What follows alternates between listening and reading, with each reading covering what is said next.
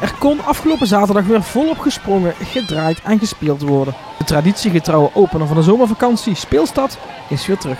We hebben eigenlijk het Schouwburgplein omgetoverd tot één groot speelfestijn. En met vandaag in het bijzonder ook een techniekplein met de Spacebus. Het techniekplein hebben we samen bedacht ook met het Expeditielab. En wilden graag ook een thema eraan vast plakken. Wat ook voor de kinderen en een stukje toekomstgerelateerd. Nou ja, en de Spacebus die valt er natuurlijk mooi tussen. En waar we ook een klein blikje kijken van hoe kwetsbaar de wereld kan zijn. En de kinderen dan vanuit de ruimte even naar de aarde mogen kijken.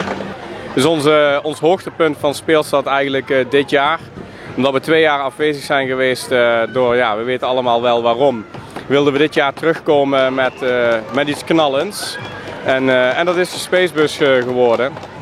Rond de klok van 10 opende de juniorkamer de poorten van het speelplein. Ja, juniorkamer is eigenlijk inmiddels een vriendengroep geworden. We zijn een club van ongeveer 20 jonge mensen tussen de 25 en de 40 jaar.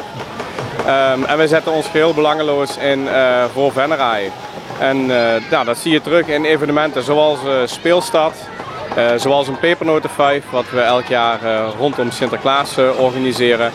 Bedrijvenronden kun je ons van kennen. Nou, het zijn allemaal fundraisers en met die fundraisers halen we geld op om uiteindelijk weer terug te doneren aan de Venrayse maatschappij. Zoals speelvlak, dat is een grote speeltuin.